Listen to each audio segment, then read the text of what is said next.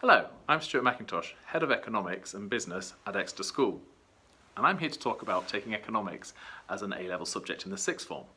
Now, I appreciate that with economics, it being a new subject, some students might be a little bit apprehensive about taking this as a new A-level. Well, hopefully after this video, you'll feel a bit more confident about taking this subject.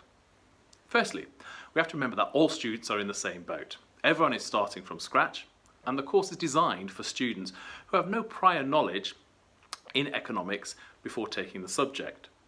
Secondly, both Mr. Bell and I have nearly 50 years of experience teaching economics, and the department here at Exeter School has got an excellent track record of getting good grades at A-levels and getting students into top universities. Included in these universities is Oxford, where students have studied PPE, and Cambridge to study straight economics, along with a range of top universities in the Russell groups to study economics, as well as a range of other subjects related to the subject, such as finance and management degrees.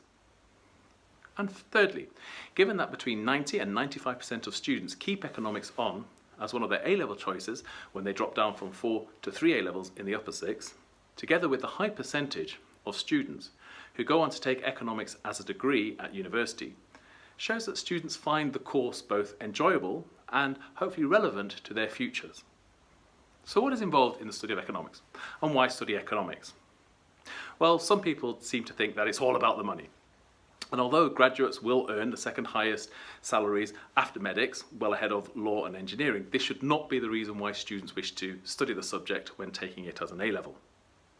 When you study economics, you can begin to understand how the world works and how your everyday life is affected by economics. From what determines the value of your pounds when you go on holiday abroad, through to the impact of global trade agreements on your everyday life and buying groceries. Firstly, there is microeconomics. This is the study of individual markets. Here we study a range of markets, from the UK housing market to the oil markets, looking at what factors determine the prices in these markets and how businesses respond and behave in these markets. We also look at markets where governments need to intervene for the benefit of society.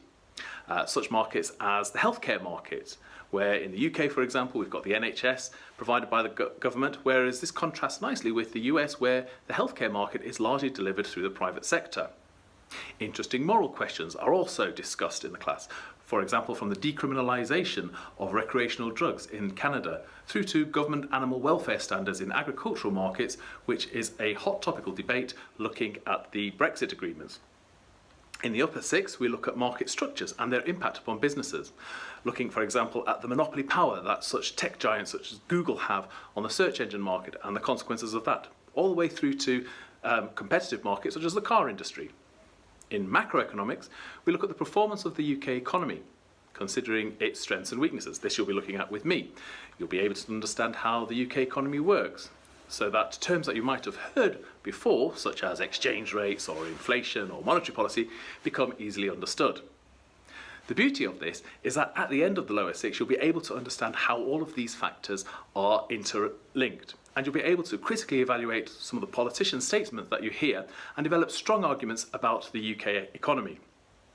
In the Upper Sixth, we look at the global economy, look at a whole range of topics such as trade policy, something which is very important considering the post-Brexit world we're entering, to development economics, where, for example, we study the economic growth in some of the developing countries like China and India, and what the impact is going to be upon us in the future, and more particularly for you and your future.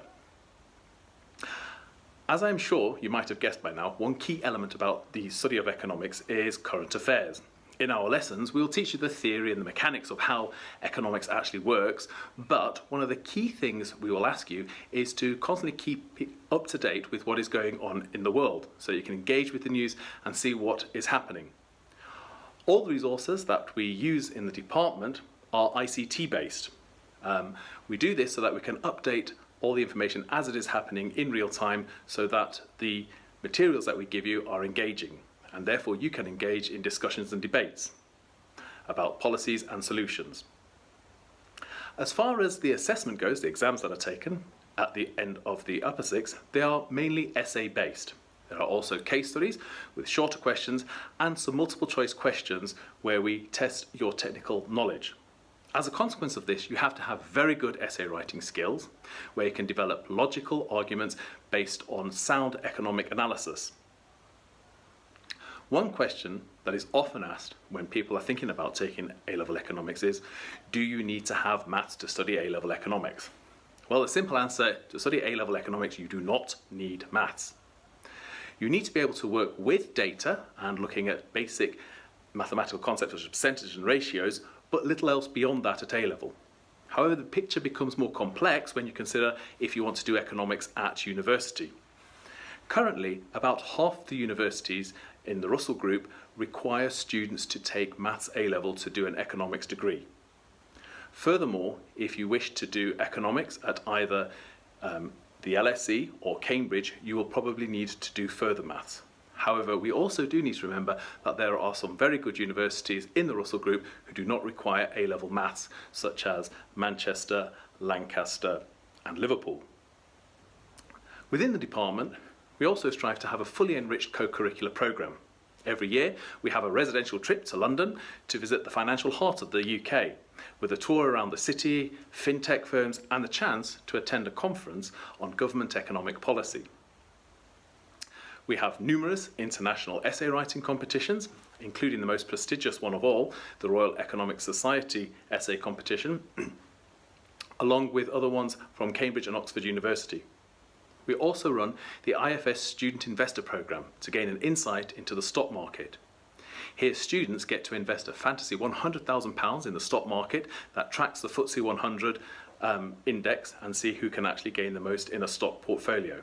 The Economic Society, run by the Sixth Formers, also invites numerous guests in economics from the university and from the City of London. We also have a good track record in getting students into the Institute of Economics Affairs internship programme in London over the summer to have an internship for 2 weeks. As far as a career in economics go, you have to ask, is the degree for me? Well, it is a highly respected degree, and the career options that are open to you after it are wide and varied. Professional economists work in a range of professions, from the Bank of England to the Treasury, to many of the investment banks and commercial banks in the City of London. There will therefore be many opportunities for employment once you've got a degree in economics. There are also other careers that people can be working, such as development projects for world institutions such as the World Bank and the IMF. I hope this has given you an insight into what's involved in economics, and I hope that by the end of the course you'll have a better understanding of how the world works, because once you actually understand some of the basics of economics, then I think people will have a good understanding of the interconnectedness and what motivates all of us in this world. It would be nice if we interviewed someone who's doing economics A-level, and I'd like to introduce you to Bertie. He's currently in the Upper Sixth studying economics. So first, Bertie, let's just start off with, why did you decide to do economics? So I'm quite interested in current affairs, and I've liked that for quite a long time. And I thought there would be elements of that. I quite enjoyed maths at GCSE as well, and there's bits and pieces of maths in it. Also, my dad took it at uni, and he thought that I'd really enjoy it. So yeah, that's what. And what is it particularly that you like about the subject? I like the fact that it's relevant to what you can see in the real world. It's quite logical, which I think is quite good. And everyone starts at the same level because it's new. No one really knows that much about it, which means you're all sort of learning together, and it's quite easy to sort of bounce off each other, I think. Are there any topics in particular that you like? Ooh, good question. So at the moment we're looking at banking and finance, and I find that quite interesting because it ties a lot of things from sort of the market stuff that we did last year and sort of market failures, and then ties that into how the government can intervene in markets, and then ties that all into a sort of macroeconomic perspective. And did you feel nervous about taking the subject as a new subject when you started in the lower sixth? Yeah, I mean, it's always slightly nervous going something that you don't really know what it's about, or what the lessons are going to be like, or basically what you're doing.